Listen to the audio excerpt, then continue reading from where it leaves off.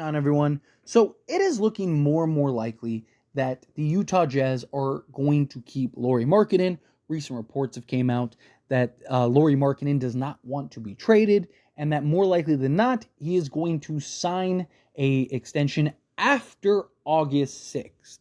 Now, the reason August 6th is so important is because that's the last day in which, if he signs a new extension, he can be traded by the trade deadline, right? Where if he signs on August 7th, Utah Jazz wouldn't be able to trade him until next offseason, right? Lauri Markkanen wants to kind of ride the season in Utah based on the reports, right? You never really know until it actually happens, until it's actually finalized. But assuming that the report is true, then Lauri Markkanen is not looking to be traded. Now, that doesn't mean that Utah won't trade him, but that kind of adds this sense of urgency to all sides, right?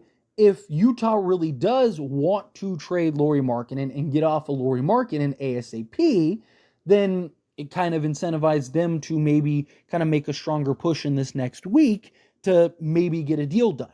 The two teams that have been linked heavily to Lauri Markkanen are the Golden State Warriors, who, based on reports, are kind of in the driver's seat.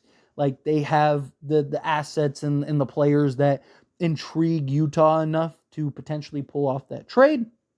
Question is, will they actually give up a Pod or a Kuminga or any of those things? Where the San Antonio Spurs, they're looking to try to flip Keldon Johnson along with multiple firsts in order to go and acquire Lauri Markkanen. Now, if the Warriors end up bowing out or they just won't budge on their end, that could open the door for the San Antonio Spurs to maybe pick up and land a Lauri Markkanen, right? We'll have to see how that plays out, how that develops. But if they're unable to get Lauri Markkanen, then what? What direction do the Spurs go now at that point? Now, I still am in the camp of I like slotting a big alongside Victor Wembanyama.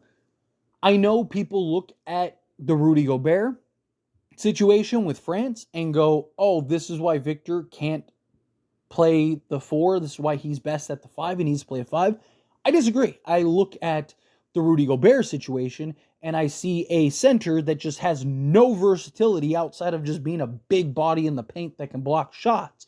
Where if you get a center that is truly versatile, that can, stretch the floor slightly and you can put in different actions besides just basically being a tree down low, then I do think Victor Wembanyama can slot properly alongside another big man, right? Like a Walker Kessler is somebody that I've thrown out there heavily that Utah supposedly is willing to part with for the right price, right? He's a guy that has shown the ability to stretch the floor, make plays out of the post, right? He's a guy that be a big body center. I worry about Victor matching up against the Zach Edey's, the Jokic, the big body, burly, physical centers, and Victor Wembanyama is like 220 pounds soaking wet, right? Like, he's not this big, imposing. He's long, lengthy, right? He can hold his own against those guys, but do you really want him getting the wear and tear, right? Where I like the idea of bringing in that more physical center. Even if I'm not saying you even necessarily have to start that person every game. Certain matchups, it might be best to just slot in Victor Wembanyama. Say, you're playing the Warriors, right? And they have Draymond or Trace Jackson or something like that at the 5. Put Victor at the 5, right? So that way you could spread the floor and stretch them out and stuff, right? Like, things like that, I think that there is an argument to go with Victor. But I would like to see the Spurs potentially grab a big man, even like a Jakob Poeltl, right? Can you get him back for cheap? Right? Just a big physical center that you could throw at the Ivica Zubats and the Jokic and the Edey's and all those, again, the more physical, taxing type of big men, right? So that way you're not wearing down Victor Wembanyama or running the risk of him getting injured or any of those things, right? Because he is kind of wrangly, right? Like, he's not this 250 pound, 280 pound guy that can just bang with the big boys. So again, if you miss out on like a Lauri Markkanen, I would like to see them maybe pivot to try to go get a big fella, go get a center. Again, a versatile one.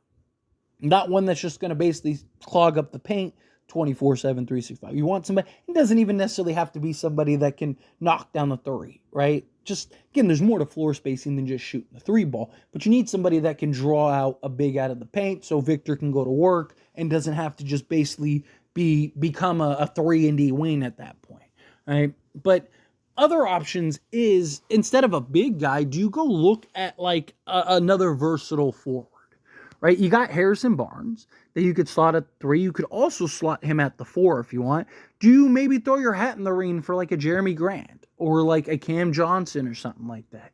Right? Do you go get another long, versatile 3-and-D wing that you could slot alongside Chris Paul? You could slot alongside Victor Wembanyama, right? Like use Jeremy Grant, for example, right? You could have, Jeremy Grant slotted at the 4. You could have Victor Wembanyama at the 5 and then Harrison Barnes at the 3.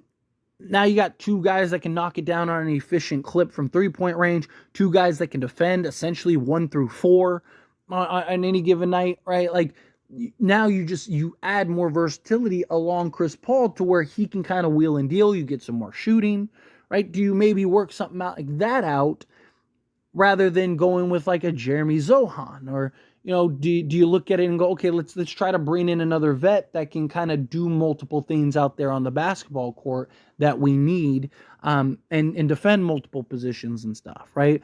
I know, look at a guy like again, a Jeremy Grant. He's not been great defensively the last few years, but how much of that is just he's on bad teams with bad defense?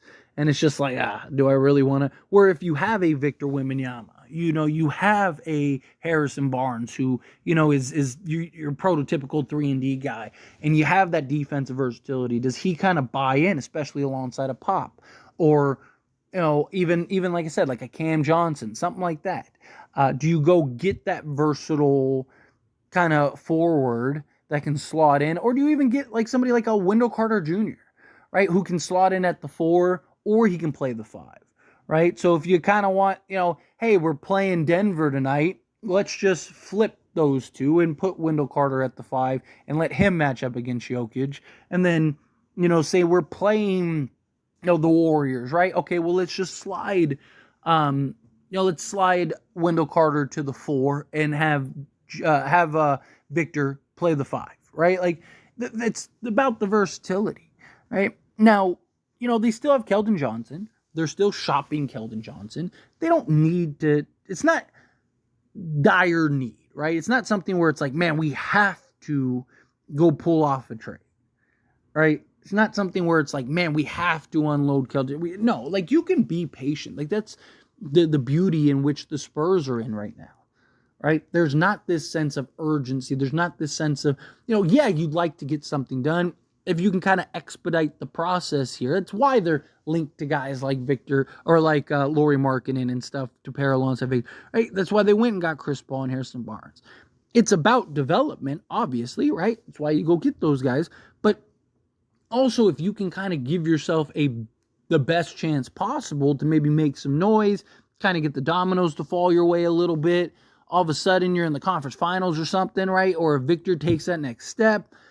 You never know, right? Like, you see Atlanta a couple years ago were in the conference finals. Dallas has been in the conference finals a couple times, or just in the NBA finals, right? Teams that people didn't really think going into the seasons that they would be necessarily in the position that they were in, right? And, you get Victor to really take some stride. I mean, last year he was a guy that, in my opinion, was a top 15 player in the league.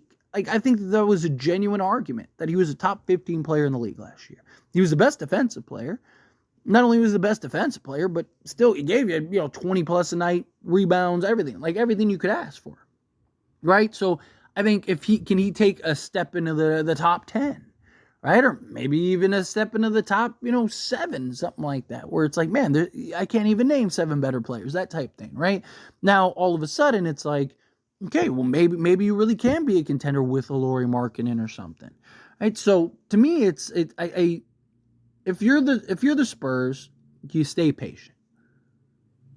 But if the right move is there or something that you feel really would be an upgrade, I think you do it. I think you take a look at it. But anyway, as always, this is a discussion. I pass a question on to you. Let me know your thoughts and opinions down in the comments below. What do you think? How do you feel? What are your thoughts? Do you like the idea of, you go and you make a trade for, a 3-and-D wing? Do you think, no, go and get a bigger center? Do you think, no, just stand pat, ride it out with the guys you got, and then let's see what's available next offseason? However you feel, whatever your thoughts are, I'd love to hear it. So let me know down in the comments below. That being said, if you haven't liked this video, hit that like button. Helps me a lot. So we enjoy these types of videos, and I truly appreciate it. Not subscribe to the channel, hit that subscribe button. Turn on the bell notifications.